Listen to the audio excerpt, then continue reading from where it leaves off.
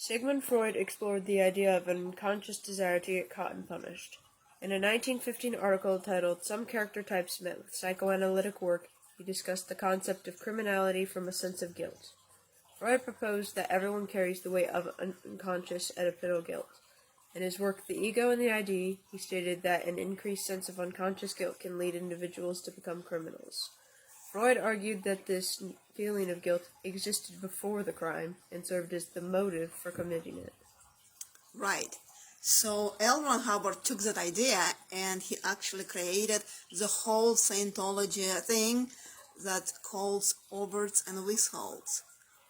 And he is going with the idea that people wants to be caught, so they just basically create their overts and withholds because they're basically good, and they want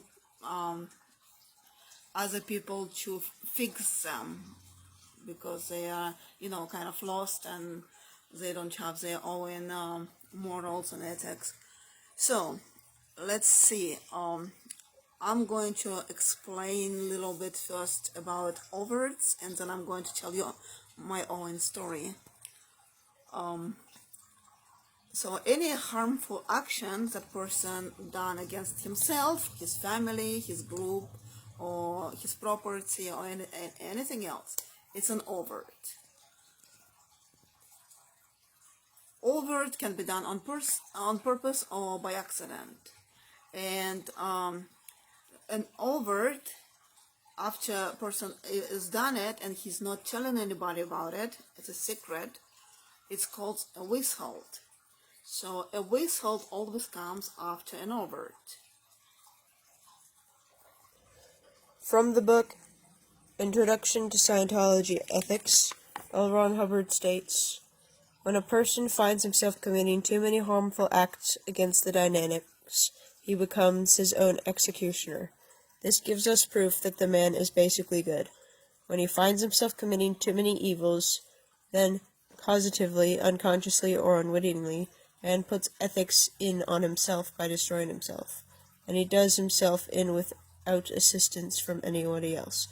This is why the criminal leaves clues on the scene, why people develop strange incapacitating illnesses, and why they cause themselves accidents and even decide to have an accident. When they violate their own ethics, they begin to decay. They do this all on their own, without anybody doing anything." Well, there is a specific format for writing overts and withholds to achieve a sense of relief. According to L Ron Hubbard, this format must include place, time, and detail what happened. So basically, I can give you example. I mean, overts, they always occur in one's life, but maybe there is some particular overt committed for the first time. So in most cases, early similar situation, that's the one that we are looking for. So for instance, if person stole something from, let's say, his boss, and he does not feel relief after writing it up, he can look for something earlier that he did in the same chain, like for example stealing. He can remember when he was 12, he stole something from his mother. When he was 5, he stole something from his nanny. Just basically find something, he did for the first time, and then he feels that sense of relief. So I also have to add that overts, writing overts, it's not the same as confessional in Scientology, because overts goes to an ethics folder, and basically anybody in Scientology organization can access your ethics folder. They can just go to HCO, open it, and read all your overts that you wrote. And it's actually, okay to do that. There is actually a drill in Scientology that people do in Scientology organizations that they have to, in order to pass their course, have to go to ethics room and read a bunch of overts of others and reports that have been written when members write about others, and basically it's public information.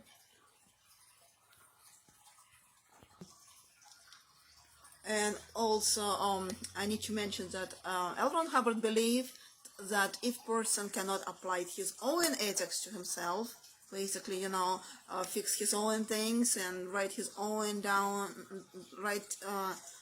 his own overts, write them up.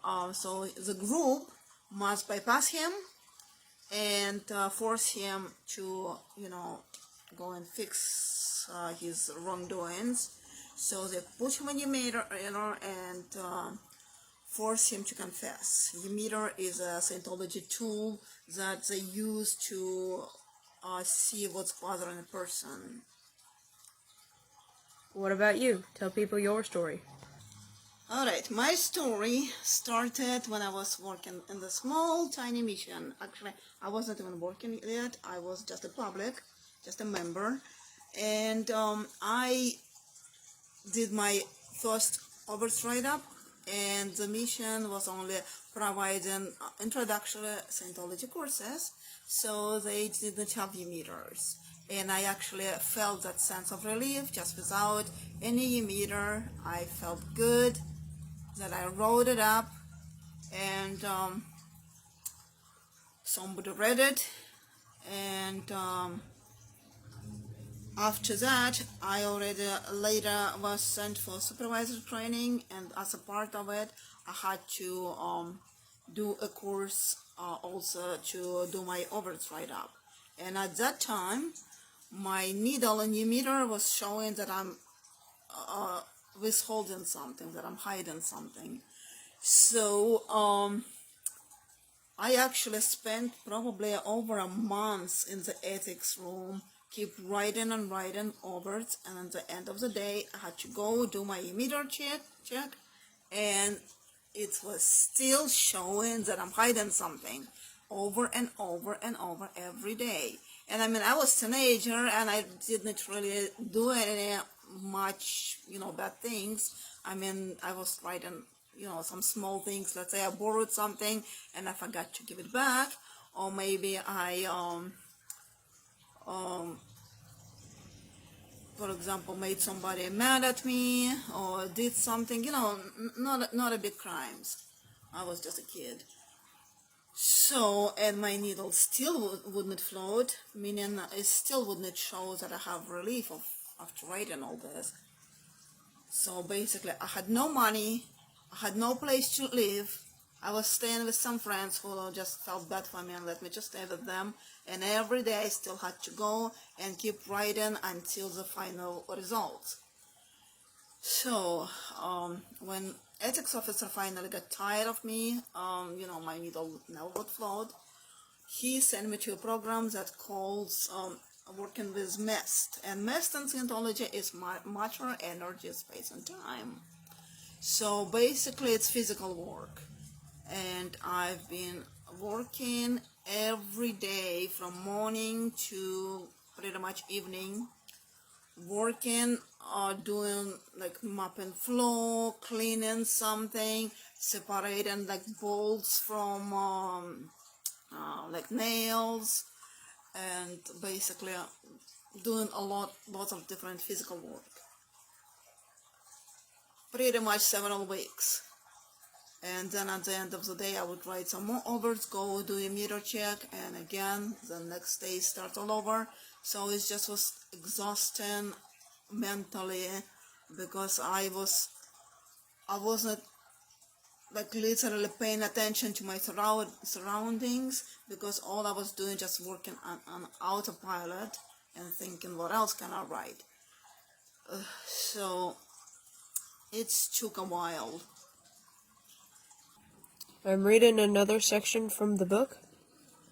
One can treat people so well that they grow ashamed of themselves, knowing that they don't deserve it, that a blow-off is precipitated, and certainly one can treat people so badly that they have no choice but to leave.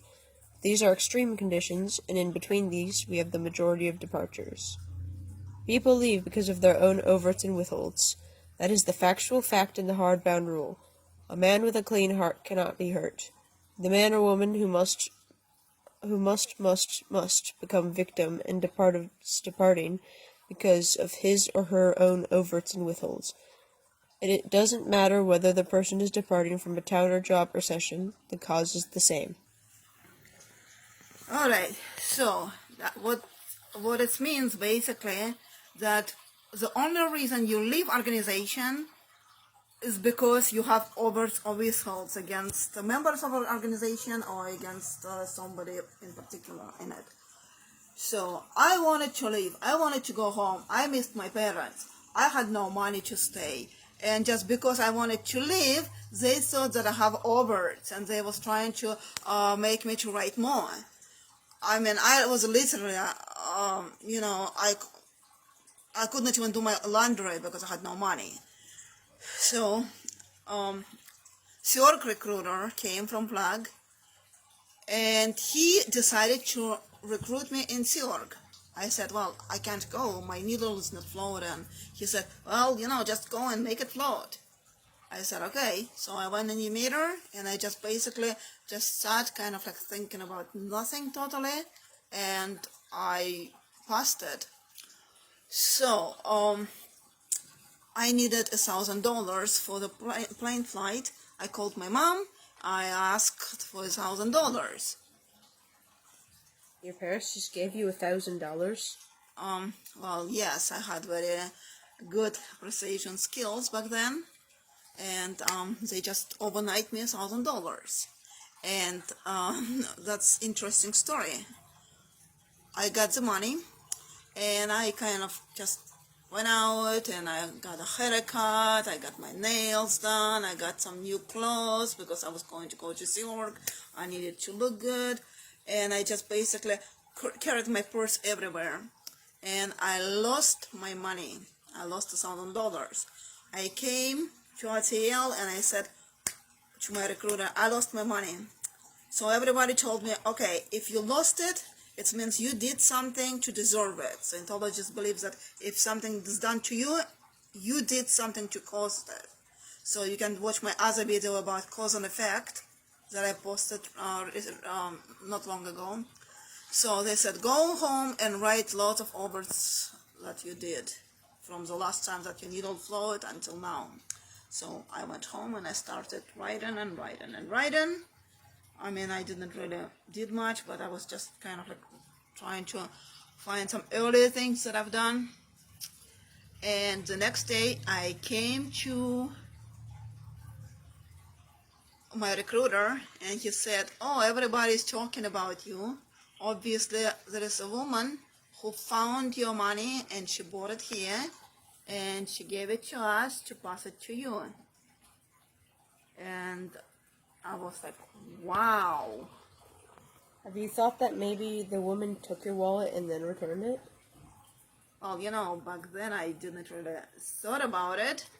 And I just wrote a big success story, giving Scientology credit, and kind of like telling people that the more overts they write, the more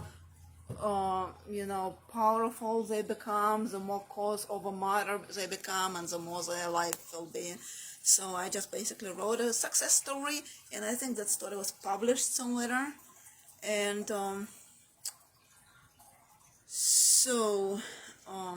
well, that's. I have more things to say. You want to take a break? Sure, let's take a break and then we'll come back for part 2.